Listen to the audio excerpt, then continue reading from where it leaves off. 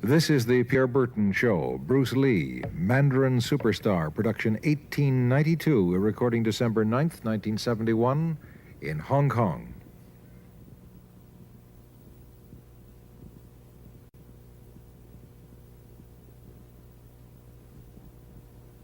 Bruce Lee faces a real dilemma. He's on the verge of stardom in the United States with a projected TV series on the horizon, but he's just achieved superstardom as a film actor here in Hong Kong. So what does he choose, the East or the West?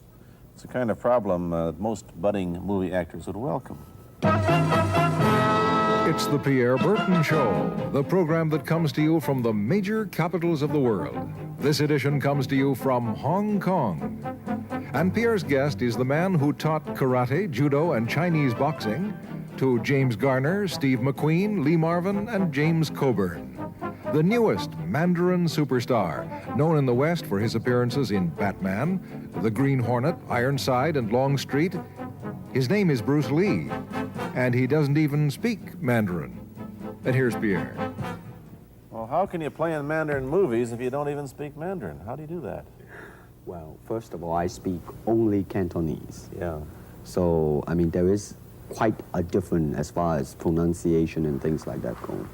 So somebody else's voice is used, right? For Definitely, you? definitely. You just make the words. Doesn't that sound strange when you go to the movies, especially in Hong Kong, in your own town, and you see yourself with somebody else's voice? Well, not really, you see, because most of the Mandarin pictures done here are dubbed anyway. They're dubbed anyway? Anyway, I mean, disregard. I mean, they shoot without sound. So it doesn't, make any difference. Your lips never quite make the right words, do they? Yeah, well, that's where the difficulty lies, you see. I mean, in order to, because the Cantonese have a different way of saying things, different from the Mandarin. Yeah. So I have to find, something similar to that and keep a kind of a feeling going behind that. Something that matching the Mandarin deal. Like the Does old it silent sound complicated? days. Like the old silent days. But I gather in the movies made here, the dialogue is pretty stilted anyway. Yeah, I agree with you. I mean, see, to me, a motion picture is motion. Yeah. I mean, you got to keep the dialogue down to the minimum. Did you look at many Mandarin movies before you started playing in the first one? Yes. What did you think of them when you saw them? Quality-wise, I mean, I have to admit that it's not quite up to the standard. However, it is growing, and it is getting higher and going toward that standard, that what I would term quality. They say the secret of your success in that movie, The Big Boss, which was such a success, you rocketed you to stardom in Asia, was that you did your own fighting. As an expert in the various martial arts in China, what did you think of the fighting that you saw in the movies that you studied before you became a star? Well, I mean, definitely in the beginning, I had no intention or whatsoever that what I was practicing and what I'm still practicing now would lead to this to begin with. But martial art has a very, very deep meaning as far as my life is concerned, because as an actor, as a martial artist, as a human being, all these I have learned from martial art. Maybe for our audience who doesn't know what it means, you might explain exactly what you mean by martial art. Right. Martial art include all the combative arts like karate or karate, judo, Chinese kung fu or Chinese boxing, whatever you call it. All those. You see, like Aikido, Korean, I can go on and on and on. But it's a combative form of fighting. I mean, it's not, some of them became sport, but some of them are still not. I mean, they use, for instance, kicking to the groin, jabbing fingers at the eyes, and things like that. No wonder you're successful in it. Chinese movies are full of this kind of action anyway. They needed a guy like you could... Violence, man. So you didn't have to use a double when you moved into the motion picture world here. You did it all yourself. Right. Can you break 5 or 6 pieces of wood with your hand or your foot? I'll probably break my hand and foot. But tell me a little bit... you set up a school in Hollywood, didn't you, for people like James Garner and Steve McQueen and the others? Yes. Why would they want to learn Chinese martial art? Because of a movie role? Not really. I mean, most of them, you see, to me, at least the way that when I teach it, all type of knowledge ultimately means self-knowledge. So therefore, they are coming in to, and ask me to teach them not so much of how to defend themselves or how to do somebody in. Rather, they want to learn to express themselves through some movement, be it anger, be it determination, or whatsoever. So in other words, what I'm saying, therefore, is that he is paying me to show him in combative form the art of expressing the human body. Which is acting, in a sense, isn't it? Well, or it would be a useful tool for an actor to have. It's, it might sound too philosophical, but it's acting or acting unacting. If you... You've lost me. I have, right? So what I'm saying, actually, you see, it's a combination of both. Here it is the natural instinct, and here is control. You are to combine the two in harmony. Not, if you have one to the extreme, you will be very unscientific. If you have another to the extreme, you become all of a sudden a mechanical man, no longer a human being. So it is a successful combination of both. So therefore, it is not only, so therefore it's not pure naturalness or unnaturalness. The ideal is unnatural naturalness or natural unnaturalness. Yin yang, eh? Right, man, that's it. One of your students, James Coburn, played in a movie called Iron Man Flint, in which he used karate. Is that what he learned from you? He learned it after. Oh, he went after he played in Iron Man. Right, right. You see, actually, I do not teach, karate because I do not believe in styles anymore. I do not believe that there is such thing as like Chinese way of fighting or the Japanese way of fighting or whatever way of fighting, because unless human beings have 3 arms and 4 legs, we will have a different form of fighting. But basically, we have only 2 hands and 2 feet. So styles tends to not only separate man, because they have their own doctrines, and then the doctrine became the gospel truth, that you cannot change, But if you do not have styles, if you just say, well, here I am, as a human being, how can I express myself totally and completely? Now, that way, you won't create a style, because style is a crystallization, that way, it's a process of continuing growth. You talk about Chinese boxing. How does it differ from, say, our kind of boxing? Well, first, we use the feet. That's and then start. We use the elbow. And you use the thumb too? You name it, man. We use it all. You have to, you see, because, that is the expression of the human body. Everything, not just the hand. And when you're talking about combat, well, if it is a sport, now you're talking about something else. You have regulations, you have rules. But when you're talking about fighting as it is, no rules. With no rules. Not real fighting. Well, then, baby, you better train every part of your body. And when you do punch, now I'm leaning forward a little bit, hoping not to hurt any camera angle. You got to put the whole hip into it and snap it and get all your energy in there and make this into a weapon. I don't want to tangle you in any dark that right now. You came at me pretty fast there. What is the difference between Chinese boxing and what we see these young men doing at 8 o'clock every morning on the rooftops in the parks called shadow boxing, which they're always... Well, actually, you see, that is part of Chinese boxing. It is. There are so many schools, different Everybody schools. here seems to be, going like this all the time. Well, that's good. I'm very glad. I'm very glad to see that, because at least somebody is caring for their own body, right? Yeah. That's a good sign. Well, it's a kind of a slow form of exercise, which is called Tai Chi Chuan. I'm speaking Mandarin just now. Yeah. Cantonese, Tai Chi Chuan, okay? I see. And it's more of an exercise for the elderly, not so much for the young. Give me a demonstration. Show me. Can you do a little bit of it? Just so the hand-wise, it's very slow. Oh, is it? and you push it out, but all the time you are keeping the continuity going. Bending, stretching, everything. You know, suppose, you know, I mean, you just keep it moving. It's like a ballet dancer there. Yeah, it is. I mean, to them, you see, the idea is running water never grows stale. So you got to just keep on flowing. Of all your students, famous, James Garner, Steve McQueen, Lee Marvin, James Coburn, Roman Polanski, which was the best, who adapted best to this Oriental form of exercise and defense? Well,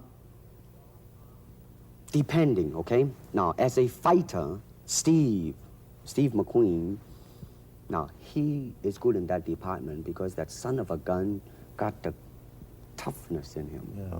I mean, see it on the screen. I mean, he would say, all right, baby, here I am, man. Mm-hmm. You know, and he'll do it. Yeah. Now, James Coburn is a peace-loving man. Yeah, I met him. Right? I mean, Yeah. you've met him. I mean, he's really, really nice. I mean, Yeah. super mellow and all that. I He mean, you is. know, I mean, now, he appreciates the philosophical part of it. Therefore, his understanding of it is deeper than Steve. So it's really hard to say. You see what I'm saying Yeah. now? I see. I mean, each one's I mean, it's different. So that's, I mean, depending on what you see in it. Interesting that we don't, in our world, and haven't since the days of the Greeks who did, combined philosophy and art with sport. But quite clearly, the Oriental attitude is that the three are facets of the same things. Man, listen, you see, really, to me, okay, to me, ultimately, martial art means honestly expressing yourself. Now, it is very difficult to do. I mean, it is easy for me to put on a show and be cocky, Yeah. and be flooded with a cocky feeling and then feel like pretty cool and all that. Or I can make all kinds of phony things, you see what I mean, blinded by it. Or I can show you some really fancy movement. But to express oneself honestly, not lying to oneself, and to express myself honestly, now that, my friend, is very hard to do. And you have to train. You have to keep your reflexes so that when you want it, it's there. When you want to move, you're moving. And when you move, you are determined to move. Not taking 1 inch, not anything less than that. If I want to punch, I'm gonna do it, man, and I'm gonna do it, you see? So I mean, so that is the type of thing you have to train yourself into it, to become one with the, you think? Yeah, this is very un-Western, this attitude. I want to ask you about your movie and TV career, but first we'll take a break. Then I'll be back with Bruce Lee. I've been talking to Bruce Lee mainly about the Chinese martial arts, which include things like Chinese boxing, karate, and judo, which is what he taught when he was in Hollywood. After he left the University of Washington, where he studied, of all things, philosophy, if you can believe that. He did, but that, perhaps you understand why the two go together from the first half of this program.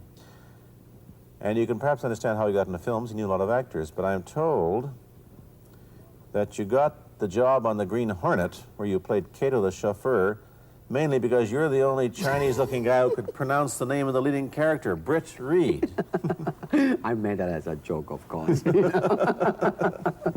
And it's a heck of a name, man. Yeah. I mean, every time I said it at that time, I was super conscious. I mean, really now, that's another interesting thing, huh? Let's say if you learn to speak Chinese. Yeah. And it's very, I mean, it's not difficult to learn and speak the word. The hard thing, the difficult thing, it's behind what is the meaning, what brought on the expression and feelings behind those words. Like when I first arrived in the United States, and I look at a Caucasian, and I really would not know whether he was putting me on, or is he really angry, because we have different way of reacting to it. See, those are the difficult things, you see. It's almost as if you came upon a strange race where a smile didn't mean what it does to us. In fact, a smile doesn't always mean the same, does it? Of course not. Yeah, I just thought of that. Tell me about the big break when you played in Longstreet. I must tell the audience that That's it. Bruce Lee had a bit part or a supporting role in the Longstreet series, and this had an enormous effect on the audience. What was it? Well, you see, the title of that particular episode of Longstreet is called The Way of the Intercepting Fist. Now, I think the successful ingredient in it was because I was being Bruce Lee. Yourself. Myself, right.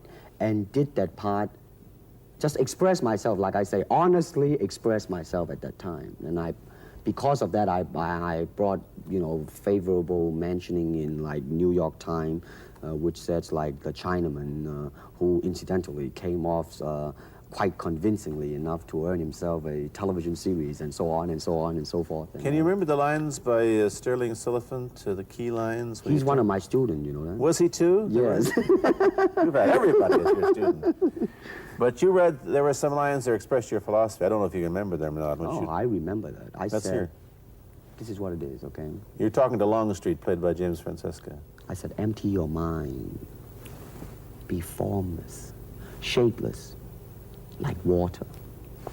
Now you put water into a cup, it becomes the cup. You put water into a bottle, it becomes the bottle. You put it in a teapot, it becomes the teapot. Now water can flow or it can crash. Be water, my friend.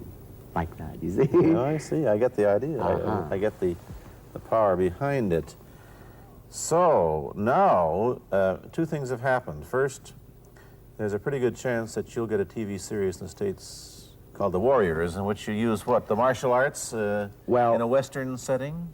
That was the original idea. Now, Paramount, I did Longstreet for Paramount, and Paramount wants me to be in a television series. On the other hand, Warner Brother wants me to be in another one, but both of them, I think, they want me to be in a modernized type of a thing. And they think that Western idea is out. Whereas you want to do the Western, eh? I want, because you see, I mean, how else can you justify all these punching and kicking and violence except in that period of the West? I mean, in nowadays, I mean, you don't go around on the street kicking people or punching people. Because if you do, that's it. I mean, I don't care how good you are, But this is true also of the Chinese dramas, which are mainly costume dramas. They're all full of blood and gore over here. You mean here? Yeah. Well, unfortunately, you see, I hope that the picture I am in would either explain why the violence was done, whether right or wrong or whatnot. But unfortunately, pictures, most of them here, are done mainly just for the sake of violence. You know what I mean? Like, fighting for 30 minutes, get stabbed 50 times. Well, I'm fascinated. Let me give you your microphone back. I'm fascinated that you came back. I am a martial artist. You came back to Hong Kong on the verge of success in Hollywood and full of it. And suddenly, on the strength of one picture, you become a superstar. Everybody knows you. You have to change your phone number. You get mobbed in the streets. Now, what are you going to do? Are you going to be able to live in both worlds? Are you going to be a superstar here, or one in the States, or both? Well, let me say this. First of all, the word superstar really turned me off, and I'll tell you why. Because the word star, man, it's an illusion. It's something what the public calls you. You should look upon oneself as an actor, man. I mean, you would be very pleased if somebody say, hey, man, you are a super actor. It is much better than, superstar. Yeah, therefore, you've got to admit that you are a superstar. You're not going to, if you're going to give me the truth. I'm honestly saying this, okay? Yes, I have been very successful, okay? But I think the word star I do not look upon myself as a star. I really don't. I mean, believe me, man, when I say it. I mean, I'm not saying it because what are you going to do? Let's get back to the question. Okay. Are you going to stay in Hong Kong and be famous? Or are you going to go to the United States and be famous? Or are you going to try and eat your cake and have it too? I am going to do both because, you see, I have already made up my mind that in the United States, I think something about the Oriental, the true Oriental should be shown. Hollywood sure as heck hasn't. You better believe it, man. I mean, it's always that pigtail and bouncing around, chop, with the eyes slant and all that. And I think that's very, very out of Is it true that you were the first job you had was being cast as Charlie Chan's number one boy? Yeah, number one son, yeah. No, They never made a movie. No. They were gonna make it into like a new Chinese James Bond type of a thing. Now that, you know, the old man Chan is dead, Charlie is dead, and his son is carrying on. But they didn't do that. No. Batman came along, you see, because, and then everything was started to be going into that, you know, that kind of which you were in. But I mean, by the way, I did a really terrible job in that, I have to say. Really? You didn't like yourself? I didn't see it. Let me ask you, however, about the problems that you face as a Chinese hero in an American series. Have people come up in the industry and said, well, we don't know how the audience are going to take a non-American? Well, such question has been raised. In fact, it is being discussed, and that is why The Warrior is not going to be on. I see. You see, because unfortunately, such thing does exist in this world, you see, like, I don't know, certain part of the country, right? Where, like, they think that business-wise, it's a risk. And I don't blame them, I mean, in the same way, it's like in Hong Kong, if a foreigner come and became a star, if I were the man with the money, I probably would have my own worry of whether or not the acceptance would be there. But that's all right, because if you honestly express yourself, it doesn't matter, see? Because are you, how about the other side of the coin? Is it possible that you are, I mean, you're fairly hip and fairly Americanized. Are you too Western for Oriental audiences, do you think? Oh, man, like, how? I have been criticized for that. You have, eh? Oh, yes, definitely. So. Well, let me say this. When I do the Chinese film, I'll try my best not to be as American as I, you know, have been adjusted to for the last 12 years in the States. But when I go back to the States, it seems to be the other way around. You know what I mean? You're too exotic, eh? Yeah, man. I mean, they're trying to get me to do too many things that are really for the sake of being exotic. You understand what I'm trying to say? Oh, sure. So it's really, I mean, it's when you live in both worlds, it brings its problems as well as its advantages, and you've got both. Time to go to a commercial. I'll be back in a moment with Bruce Lee. Let me ask you whether the change in attitude on the part of the Nixon administration towards China has helped your chances of starring in an American TV series. Well, first of all, this happened before that. Yeah. But I do think that things of Chinese will be quite interesting for the next few years. I mean, not that I'm politically, you know, inclining toward anything. You know, I understand that. I'm just wondering. But I mean, once the opening of China, you know, I mean, that it will bring more understanding. Yeah. More things that are, hey, like different, you know? And maybe in the contrast of comparison, some new thing might grow. So therefore, I mean, it's a very rich period to be in. I mean, like if I were born, let's say, 40 years ago. Yeah. If I have a thought in my mind, I said, boy, I'm gonna star in a movie or star in a television series in America. Well, that might be a vague dream, but I think right now, maybe, man. You still think of yourself Chinese, or do you ever think of yourself as North American? You know what I want to think of myself? As a human being. Because, I mean, I don't want to sound like, you know, as Confucius say, but under the sky, under the heaven, man, there is but one family. It just so happened, man, that people are different.